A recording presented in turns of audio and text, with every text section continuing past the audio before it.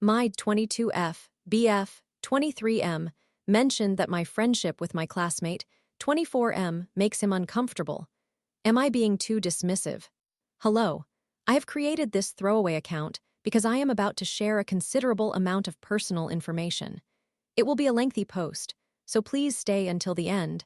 I would genuinely appreciate the insights and viewpoints of others.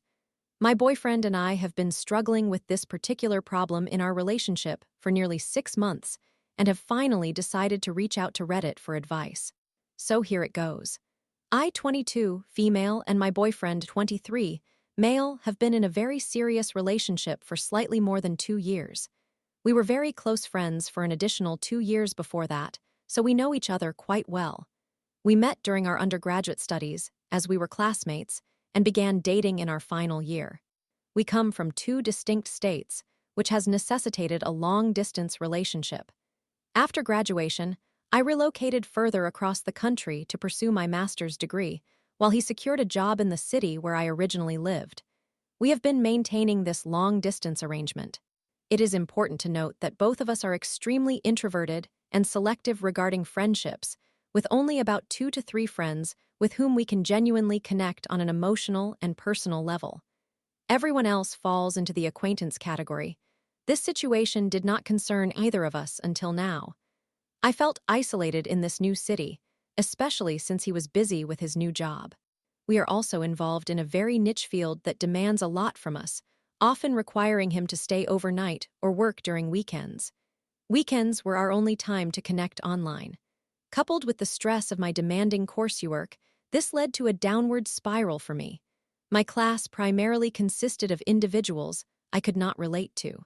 I found myself in a city known for people showcasing their wealth and egos, a stark contrast to my comfort zone. I acknowledge that I can be overwhelming at times with my boyfriend, as I become highly emotional around him. He is the only person who knows how to handle this aspect of me. I struggle to open up to others or show my emotional side, which leads to me bottling things up and feeling the need to confide in my boyfriend regularly. Now, let me address the issue at hand. I attempted to connect with some classmates, but very few reciprocated my efforts. There was one classmate, 24, male, whom I will refer to as Jake for this story. Jake sat directly behind me in class. We largely ignored one another during the first part of the semester. I had a female friend, who was also my flatmate, and while we were close, her frequent trauma sharing felt burdensome. I was there for her and never complained, but I was dealing with my own issues and sought a lighter friendship. I tried to engage with others, but our conversations rarely ventured into topics that interested me, nor did they show a desire to include me. Jake fell into this category, as well. Our interaction was limited to casual classmate exchanges, and he was also dating another girl from our class who had a reputation for being toxic. To skip ahead, Jake was part of a large friend group.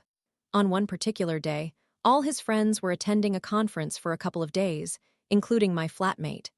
As a result, fewer students were present in lectures. During our break, I noticed that Jake seemed unusually downcast and asked if he was okay. I didn't press for details since it wasn't my place. He admitted that it was evident he was feeling low. To make a long story short, he opened up about his toxic relationship and how it was affecting him. I felt somewhat sympathetic toward him. As far as I could tell, he seemed like a decent person. Eventually, we chatted about different subjects and discovered that we both enjoyed similar books. Over the following days, we learned more about each other, but nothing significant. The main reason I had kept my distance was that he was a chain smoker and occasionally used drugs, which are deal breakers for me, even in friendships. During this time, we began sharing funny reels on Instagram, which were just silly jokes. Being from different cities, we both lived in hostels nearby. One day after college, he walked me back to my hostel. I didn't think much of it since his hostel was a 5-minute walk from mine, and our college was only a 10-minute walk away. During our stroll, we shared our favorite types of music, and I suggested he listen to a song that I found comforting during tough times, hoping it might help him through his breakup. After he got home, I asked how he was feeling, and he thanked me for the music. When I relayed this to my boyfriend, he became upset. I assured him that it was innocent and promised not to let it happen again if it made him uncomfortable. We thought we had resolved the matter. The next incident occurred during exams. I am a diligent student and often create notes, which Jake was aware of. He, along with other classmates, sometimes requested my notes. During one particularly exam, I was one of the few people who had notes for a specific subject, and Jake was relieved when I shared them. This prompted him to offer me something in return, but I declined, jokingly saying, "Haha, no thanks." He insisted, and I presumed it was just a joke because he is known for being the class clown. He offered me a chocolate that everyone generally likes, which caused me to ask why he chose that specific one. He replied that he knew I liked it. This didn't surprise me too much since it is a popular treat, but I recalled mentioning it in class about a month prior and asked if he had overheard me. He confirmed that he had. I laughed it off again, thinking it was just a joke. The following day, he brought chocolates for not only me but also his entire friend group. I was slightly taken aback, but he had included everyone. It's quite common here to treat someone who has helped you with something. This could be food or coffee. However, my boyfriend was not pleased at all, leading to significant arguments for days. He insisted that Jake was paying too much attention to me. I reiterated that it was trivial, but my boyfriend maintained that Jake had only purchased the chocolate for me as he wanted to give it to me.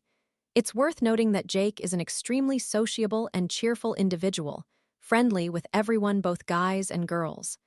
Therefore, I don't consider his behavior unusual. I have seen him do similar things for his friends and others as well. Anyway, the argument persisted, leading us to the brink of a breakup over this issue. My boyfriend claimed I was unable to comprehend his perspective, while I insisted he couldn't see that we were just friends.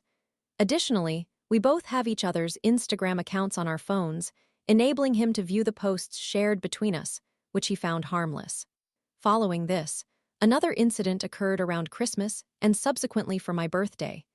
Jake is passionate about literature, languages, and poetry. He speaks a language different from mine, and we often enjoyed comparing our languages and discovering common words. He sent me greetings for both occasions in a blend of languages, along with a short poem wishing me a Merry Christmas from his family to mine.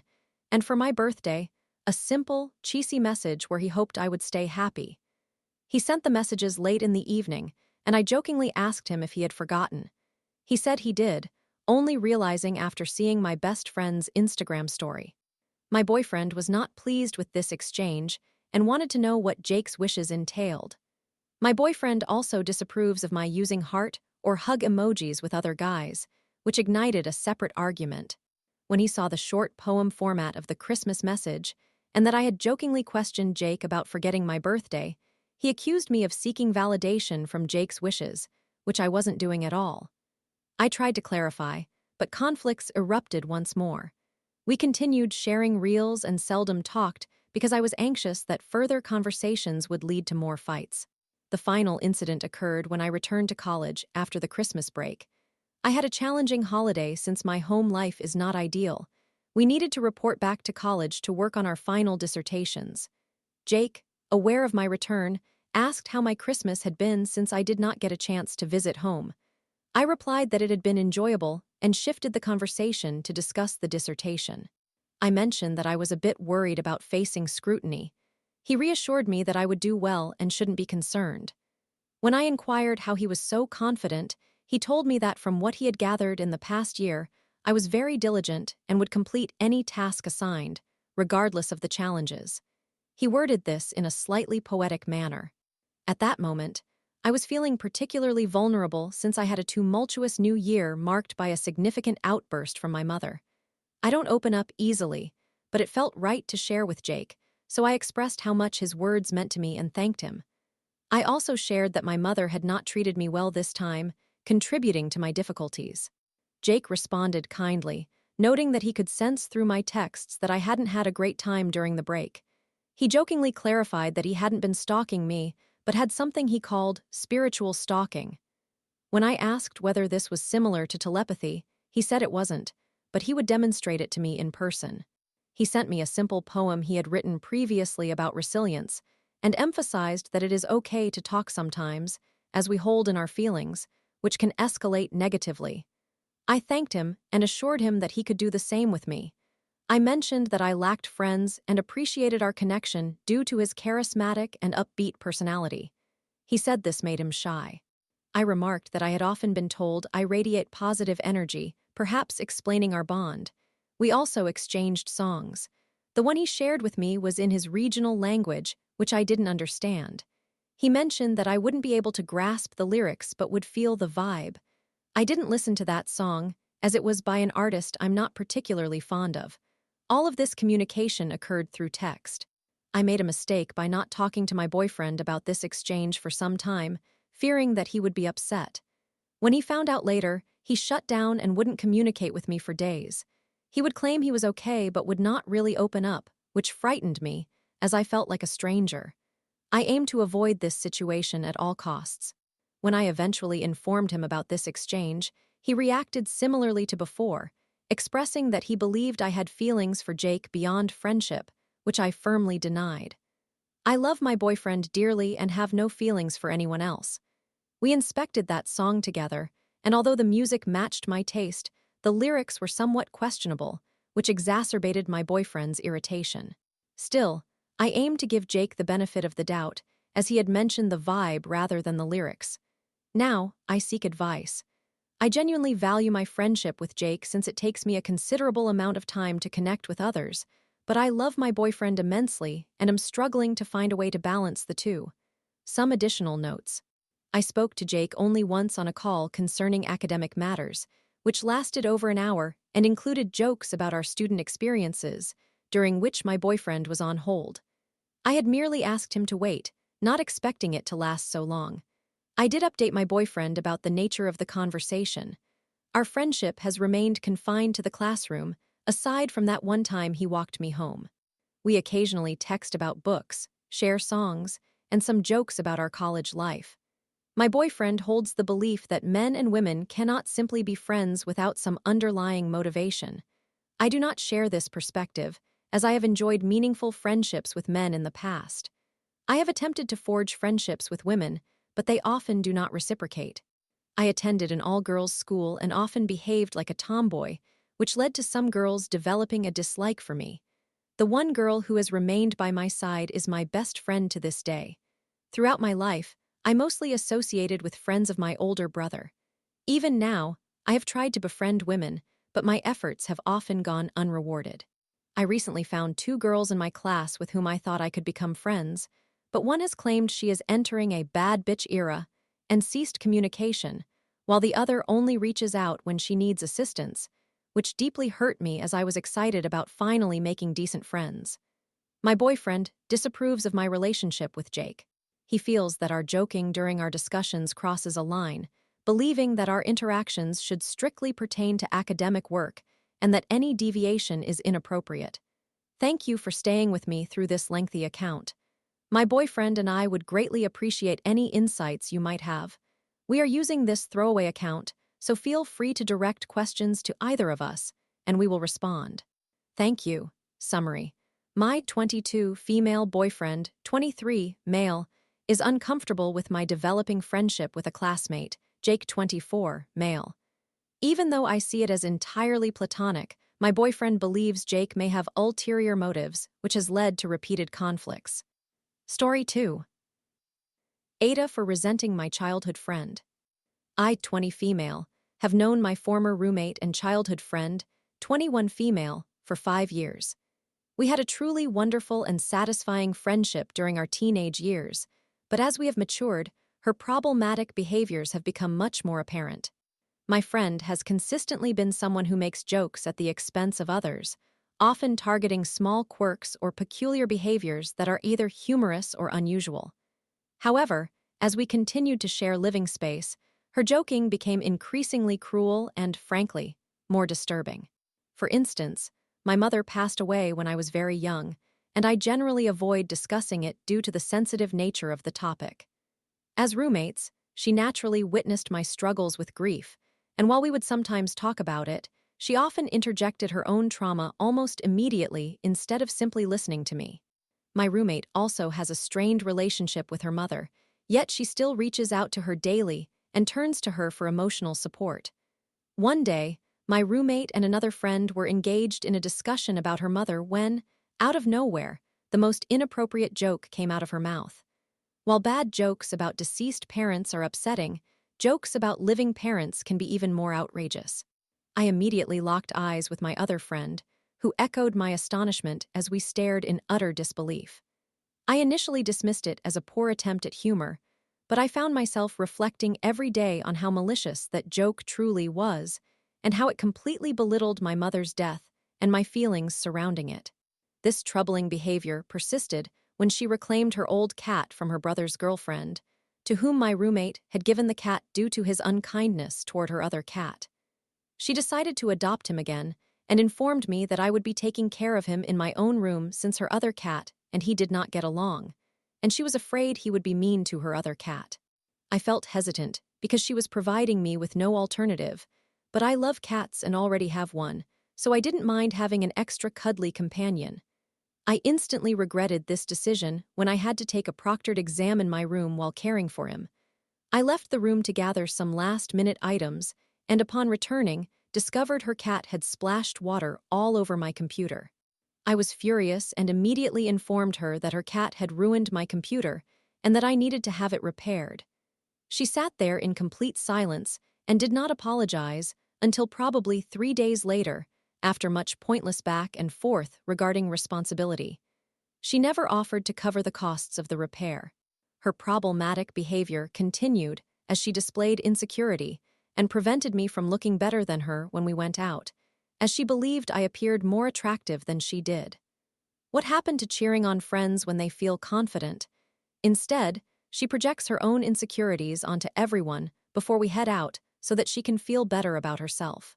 This behavior occurs literally every time we go out, and it is both embarrassing and exhausting. Recently, she nearly abandoned me at the club because she wanted to drunkenly kiss the bouncer, who is twice her age. I made it clear how wrong it would be for her to leave me alone on a girls' night with random men surrounding us while she pursued a man.